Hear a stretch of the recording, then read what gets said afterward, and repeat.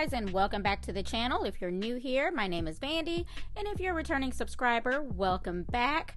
We're going to jump right into today's video because it ended up being pretty lengthy, even though I'm only going to show you a couple of things. But you guys know blending does take some time. As you can see, I am no longer having all that good blonde fun, and I am now a redhead, well, really burgundy and some other tones. In this video, I'm about a week past wash day, and I was feeling a little festive for Valentine's, so I figured I'd do some large knotless braids while giving that trending heart design a little try.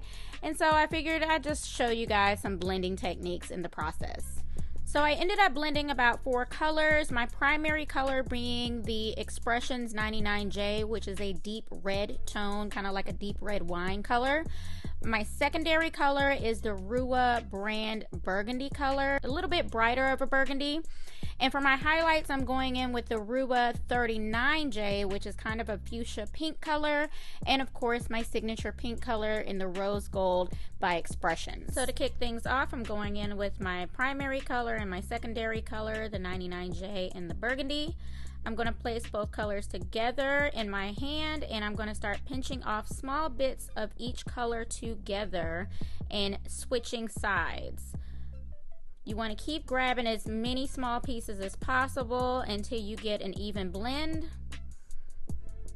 And I want to break up as many chunky pieces as possible. We don't want any chunky highlights. You see that big chunk there? So I'm going to keep doing that until I get it broken up as much as possible. Granted, I am doing this knotless, so it kind of doesn't matter that there's too many chunks in there because I'm going to be feeding in more hair as I go. But if you're doing classic box braids, you definitely want to make sure you continue blending and brushing out with a paddle brush until you get an even, consistent blend. And it's not a perfect match. My color is actually starting to fade to kind of like a 33-ish color, but that 99J is going to even everything out for me. So here's what it looks like in low light. And now I'm going to go in with my highlight colors. As you can see, I'm starting very small because you see how contrasting that color is. I don't want it to be too bright and too heavy, so I'm going in with small chunks of that into little bits of the hair, and I'm blending that in until I get the consistency that I'm going for. And there's what that little chunk looked like blended through that first bundle. And it wasn't quite bright enough for me, so I went back in, I think, with another chunk of that fuchsia burgundy color just to brighten it up a little bit more. I was definitely feeling the Valentine's Day festive vibes, you know. And then for the pink, you see it's a much more brighter color. I didn't want to overdo it, so I grabbed just a very small pinch of that, and I blended that in, actually in just a very small portion of the hair because I only wanted the pink to show in the heart portion of the braid that I was going to do in the front. So yeah, overall I think this took me about 45 minutes to blend all of the hair. And here is what all 4 colors look like blended together. Super cute, beautiful blend. I love it. I actually kind of wish I did the whole head with the pink in there, but ooh, child, I was tired. So yeah, for the heart design, I'm going to go ahead and section off my heart first. That way I can work my braids around the design.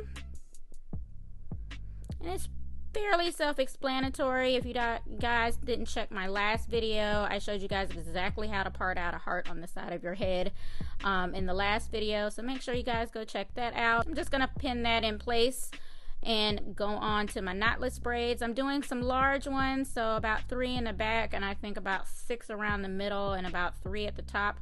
I can't remember, but it was enough to fill up my head. And I believe I added in about 6 to 7 pieces of hair. As you can see, I have my braiding rack in the back.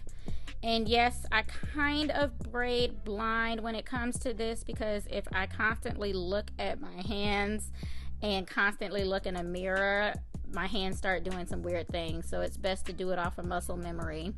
I have a million videos, not really a million, you know, but several videos showing you guys exactly how to do a knotless braid. You do not have to do this style in knotless. You can do the traditional box braid, and if you struggle with starting a box braid, you can always rubber band your sections, crochet the hair underneath it, and start braiding from there, which is actually what I'm going to do in the front, because I had a real hard time gripping the sides of my head, so I ended up doing the knotless braid with the rubber band method. So just keep watching, you guys, and you'll see how I handle that.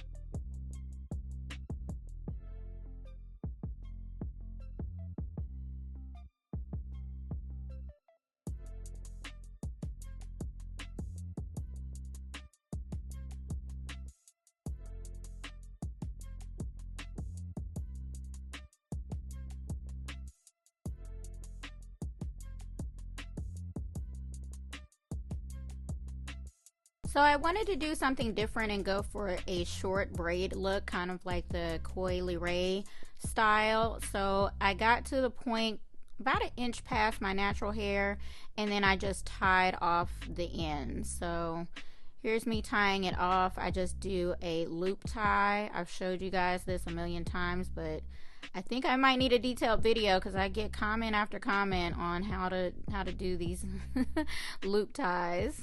If you ever remember friendship bracelets, I remember vividly it being the exact same thing almost. I'll have to do some research on that. But anyways, here we are with the heart method. I just crocheted one leg of hair underneath the braid, and then I just started braiding as normal and feeding in the hair like I would a normal knotless braid.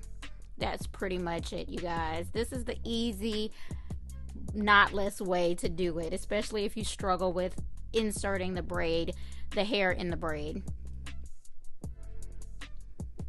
And there's that pink looking super cute. And actually the braiding part didn't take me long at all. Y'all know I braid pretty fast. It didn't take me long to do that. The part that took the longest was the blending. So yeah, there's no way I would have been able to find this custom blend already pre-mixed for me. So yeah, I really wanted to do a full goddess look with the curls at the top, but I just didn't have the patience to do all that feed-in work.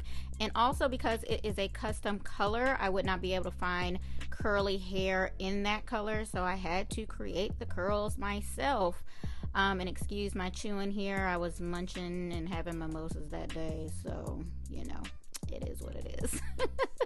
But yeah, I already dipped the curls, and this is what they look like coming out.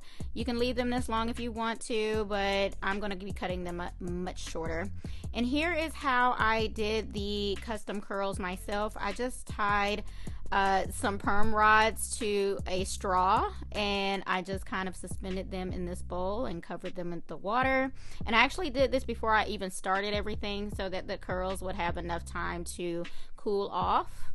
And here's what they look like. I think it was like 2 or 3 hours later. And of course, instead of doing tree braids, I'm just going to crochet the curls in there. So I'm going to do kind of like the invisible knot method, where you pull the loop through once, go back through the braid, and then pull back through one leg of the curl.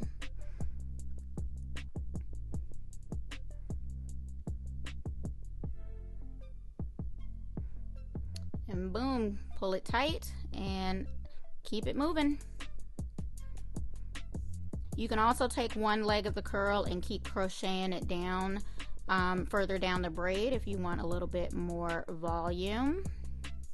I'm also not going to pull these apart because they will tangle on me pretty fast, so I'm going to keep them nice and clumped up right there. So I ended up wearing this for about a week and a half. I really didn't go anywhere or do anything but go to work, so I ended up wearing it up in a bun most of the week. I just tied my hair down and moussed it up with the Braided Beauty Collection styling foam, styled my edges with the edge slayer, and I was good to go. And there is the final look, you guys. Ain't she cute? It looks so much better on camera. I am not gonna lie, I felt like a doggone 12-year-old in this style, but it is really, really cute, and I'm glad I tried it out. So yeah, that's the final look. If you like this video, make sure you give it a thumbs up. It helps the video out so much. And make sure you consider subscribing if you haven't done so already, and hit that notification bell so you don't miss our uploads. Thank you so much for watching, and I will catch you in the next one. Bye.